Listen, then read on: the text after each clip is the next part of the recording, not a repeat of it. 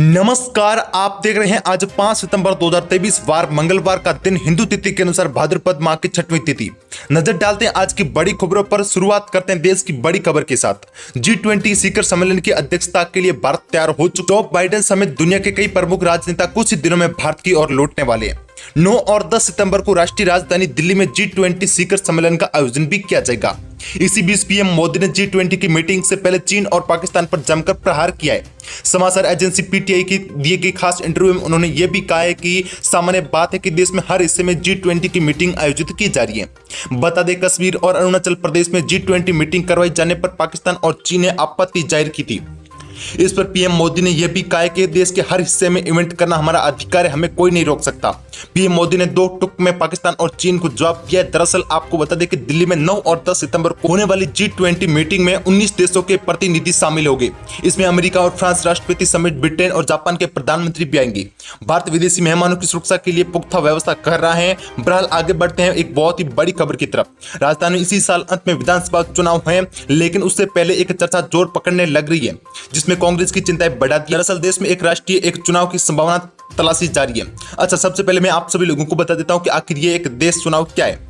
दरअसल एक देश एक चुनाव एक प्रस्ताव है जिसमें लोकसभा और सभी राज्य विधानसभाओं के लिए एक साथ चुनाव करने का सुझाव दिए गए। इसका मतलब है कि चुनाव पूरे देश में एक ही चरण में होंगे। अच्छा, मौजूदा समय में आपने देखा होगा कि किस राज्य में चुनाव, कभी उस राज्य में चुनाव, उस राज्य में चुनाव। जैसे एग्जाम्पल आपको दूं तो 2023 में राजस्थान समेत कई राज्यों में विधानसभा चुनाव है और उसके तुरंत ही बाद 2024 में लोकसभा चुनाव है। ऐसे में जब बार बार चुनाव होते हैं तो पीछे काफी ज्यादा खर्चा भी आता है। जैसे हर बार ईवीएम की नई मशीनें खरीदनी होती है। अगली बड़ी जानकारी अगर मैं आप सभी लोगों को दूं तो एक देश से एक चुनाव को लेकर आ रहे, भले ही देश में बहस मची हुई है, लेकिन आजादी के बाद देश में केंद्र और राज्यों के चुनाव एक साथ ही होते हैं। लेकिन 1967 के उत्तर प्रदेश में चौधरी चरण सिंह की बगावत के चलते सीपी गुप्ता की सरकार गिर गई थी। वहीं से एक साथ चुनाव का गणित बिगड़ गया। अच्छा, बड़ी खबर आपको यह भी दे दूं कि अगर यह संभव होता है तो राजस्थान की विधानसभा चुनाव के साथ लोकसभा चुनाव होने की संभावना है। दरअसल आपको बता दूं कि पूर्व राष्ट्रपति रामनाथ कोविंद की अध्यक्षता में एक कमेटी का गठन किया गया। यह कमेटी यह पता लगाने का काम करेगी कि देश में लोकसभा चुनाव पर देशों के विधानसभा चुनाव एक साथ में कैसे कर सकते हैं। आगे बढ़ते हैं, राजस्थान की बड़ी खबर है। फलोदी के सीएम गहलोत ने भाजपा और सीएम नरेंद्र मोदी पर जमकर निराशा जताई है। सीएम गहलोत ने कहा है कि मैं पीएम मोदी से पूछना चाहता हूं कि अगर राजस्थान में 50 रुपए में गैस सिलेंडर सरकार दे सकती है तो केंद्र सरकार क्यों नहीं दे सकती। सीएम गहलोत ने कहा जब आपने उज्ज्वला योजना शुरुआत की थी तब सिलेंडर की कीमत ओनली फॉर 400 रुपए थी और इसे धीरे धीरे बढ़ाकर 1150 रुपए कर दिया है। सीएम गहलोत ने यह भी कहा है कि अब हमारे दबाव में आकर केंद्र सरकार कुछ दाम कम कर दिए। मुख्यमंत्री राजस्थान के तेजी से विकास हो रहा है। आर्थिक विकास में राजस्थान देश में नंबर 2 पर है।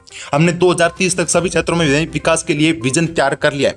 आगे बढ़ते हैं, राजस्थान से एक और बड़ी खबर। जयपुर में अब ड्रोन उड़ाने पर पाबंदी लगा दी है। अगर कोई शादी पार्टी या किसी कार्यक्रम में ड्रोन उड़ाता मिलता है तो पुलिस केस दर्ज कर सकती है। इससे संबंधित additional police commissioner law and order Kund Rashtradeep ने ऑर्डर निकाला है। इसके अनुसार जयपुर में सिर्फ नैनो यानी कि सबसे छोटे ड्रोन उड़ाने की परमिशन मिलेगी। उसके लिए भी 24 घंटे पहले परमिशन लेनी होगी। पुलिस के मुताबिक देश में अलग अलग हिस्सों में ड्रोन का उपयोग कर अपराध की घटनाओं को अंजाम देने की जानकारी भी सामने आई है। इसलिए यह फैसला लिया गया। जयपुर में अब ड्रोन उड़ाने पर पाबंदी लगाई गई है। साथ ही पार्टियां किसी कार्यक्रम में ड्रोन उड़ता है तो पुलिस उस पर केस दर्ज भी कर सकती है। आगे बढ़ते हैं, मौसम से जुड़ी बड़ी खबरें। राजस्थान में अगस्त सूखा निकलने के बाद सितंबर में भी यही दिखाई दे रही है। सितंबर के पहले सप्ताह में बारिश का अनुमान नहीं, दूसरे सप्ताह में हल्की बारिश होने की उम्मीद जताई जा रही है। हल्की सी राहत की बड़ी खबर यह भी है कि पश्चिमी राजस्थान में बीकानेर और जोधपुर संभाग के कुछ भी भागों में हो सकता है।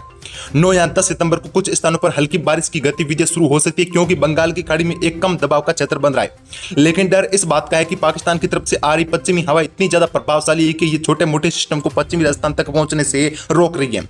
लेकिन फिर भी उम्मीद जताई जा रही है कि पश्चिमी राजस्थान में भी 9 या 10 सितंबर को बहाल बगैर अच्छा हो सकते हैं और कुछ स्थानों पर हो सकता है कि बारिश भी हो जाए। अच्छा, बड़ी खबर आपको यह भी दे दूं, राजस्थान में बारिश की कमी से तबाह हो रही है खरीफ की फसलों पर गहलोत सरकार ने गंभीरता दिखाई है। सीएम गहलोत जल्द किसानों के हित में बड़ी घोषणा कर सकते हैं। दरअसल सीएम गहलोत ने शनिवार देर रात को राज्य आपदा प्रबंधक प्राधिकरण की बैठक ली। सीएम गहलोत ने यह भी कहा है कि केंद्र सरकार लगातार बातचीत के बाद एसडीआरएफ नॉर्थ से संशोधन किया है। गहलोत ने प्रधानमंत्री फसल बीमा योजना के पुराने और नए क्लेमों का भुगतान शीघ्र करने का भी निर्देश दे दिए।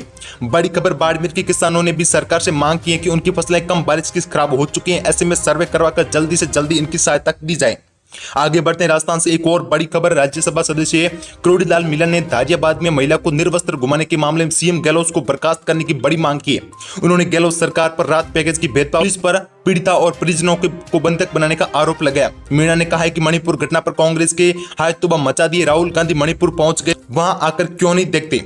गहलोत सरकार ने मामले में पर्दा डालने की कोशिश क्यों कर रही है। वैसे आपको बता दूं कि निर्वस्त्र कर घुमाई गई महिला मुख्यमंत्री अशोक गहलोत ने बात भी की थी। सीएम ने पीड़ित को 10 लाख रुपए मुआवजा और सरकारी नौकरी देने की भी घोषणा कर दी है।